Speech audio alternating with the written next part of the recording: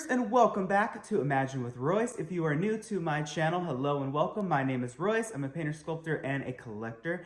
Today, we have a very special spooky video. We are going to be counting down the top villain animatronics in Disney parks.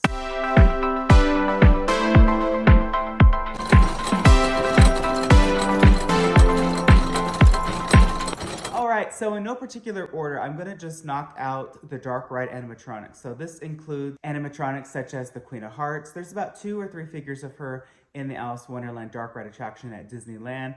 I put this kind of as a starting point because this is the beginning of true villain animatronics. This is kind of where they all started. I mean, Captain Hook was their opening day. Queen of Hearts, of course, wasn't their opening day, but it's just a general idea of what the Imagineers had in mind for bringing villains to Disney parks. Her movements are very basic, but it gets the job done with that style of animatronics. Same over in Peter Pan's Flight, Captain Hook. His movements are a little bit better, especially when he's fighting Peter Pan on the Jolly Roger. I think that that is just a really good representation of early Imagineering at its finest, where they really were trying to get as much movement as possible, but yet still have it settled and family friendly. And then we go over to Snow White's Scary Adventures or Snow White's Enchanted Wish.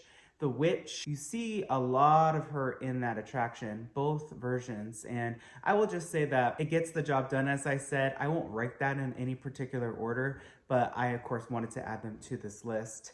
All right, so coming up next is going to be Oogie Boogie. So Oogie Boogie was a later addition to the holiday overlay in the Haunted Mansion, and I personally love him. I think that he's great. His movements are fun. I like his placement in the attraction.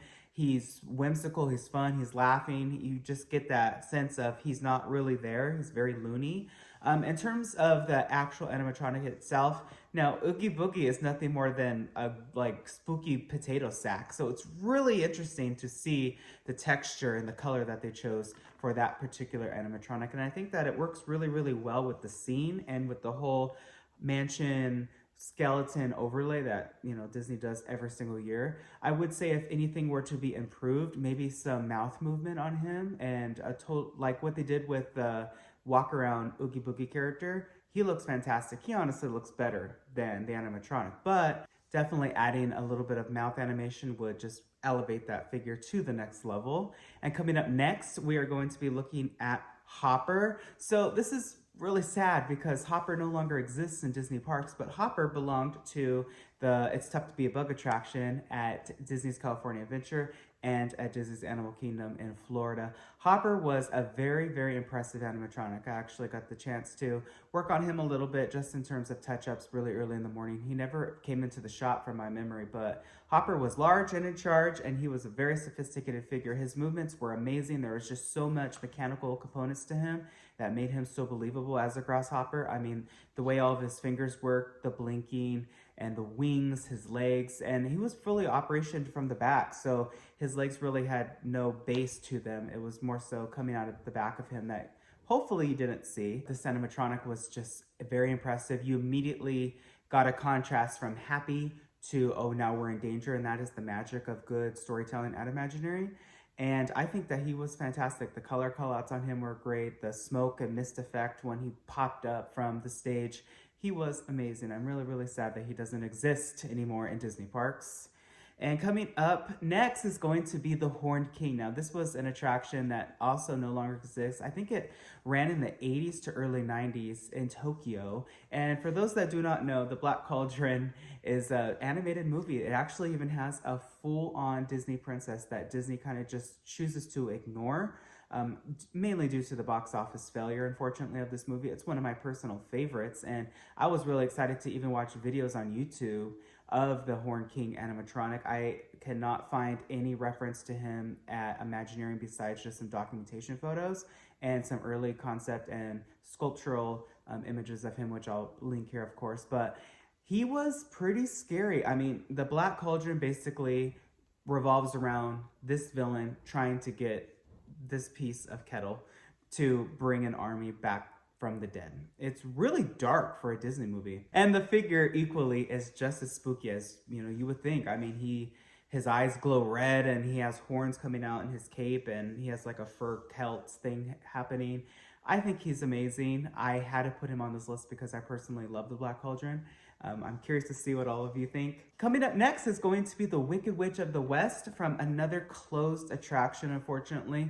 And this was the Great Movie Ride. This was the finale scene of that attraction. And the Wicked Witch of the West, of course, is a portrayal animatronic of Margaret Hamilton from the 1939-38 movie of The Wizard of Oz. We all know it. We all know the costume. We all know her lines. It's iconic. I think that this was a spectacular, absolutely majestic animatronic. I think to remove her, to remove this scene, to remove this attraction was a mistake at Hollywood Studios, only because you have the luxury of space to add Mickey's Runaway Railway, not to subtract. Even Disneyland added and found space, so Hollywood Studios certainly could have, but her animatronic was great. If I were to do anything in terms of SQS Imagineering to her animatronic, as I said before in a previous video, I would do a little bit more detail to her costume. I understand that the fabric is a little bit more basic, and I would say cut to that particular shape just due to movements of her arm, but just give it a little bit more believability, and of course improve her broom bristles. It looked like a mop at the later end of her tenor in that attraction, but yeah, definitely the Wicked Witch of the West was absolutely iconic. Coming in at number 3, we're going to be visiting again Snow White, but this time we are going to go over to the Seven Dwarfs Mine Train at Walt Disney World's Fantasyland. Now, this animatronic is a little bit different than the Blaine Gibson sculpt that was created for the Dark Ride at Disneyland. She actually resided also at Snow White Scary Adventures in Florida.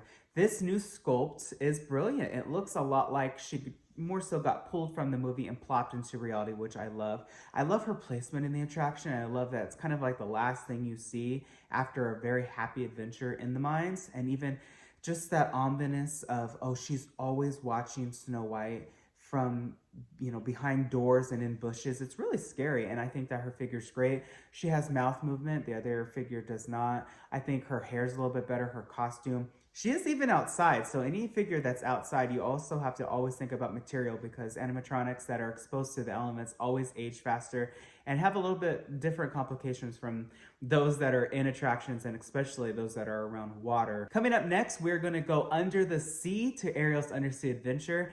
That's right, we are going to be talking about Miss Ursula. Now, Ursula is one of the biggest animatronics in Disney Parks history. She is large and in charge, and she is just absolutely spectacular. I had the honor to work on her. And for me personally, every time I think about The Little Mermaid and I think about Ursula, I think about how revolutionary this animatronic was, just in terms of the movement and the squish movement of her elbows and her arms, how it's stretchable rubber, and the velvet on her tail or her skin, her legs, that's what I'm looking for.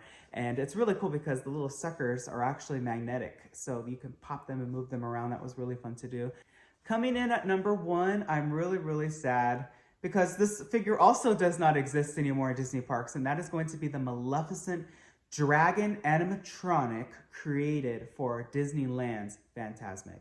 Now, of course, this is a figure that has had quite the evolution of size and obviously just overall design. She started out as a head, and then she turned into a full body animatronic. She was absolutely spectacular. I think about every time I watched the show, besides the finale, that was one of the most iconic parts of Fantasmic show in Disney Parks history, is seeing her transform the Maleficent character into this dragon, and it breathed fire, it moved really well.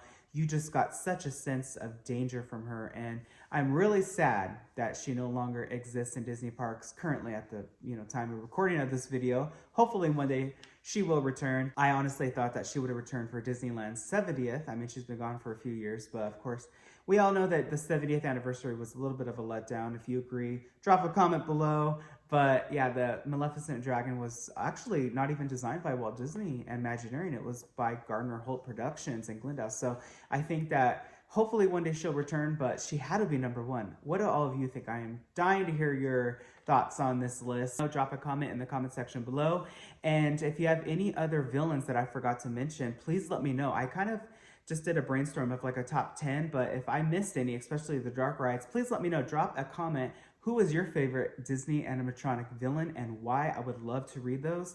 And if you have any other comments or questions, feel free to drop them below and I may answer it in an entire new video. I wish you all a wonderful day. Be nice to one another. And always remember, dreamers, not only to follow your dreams, but to chase them. And I will catch you in the next one. Later.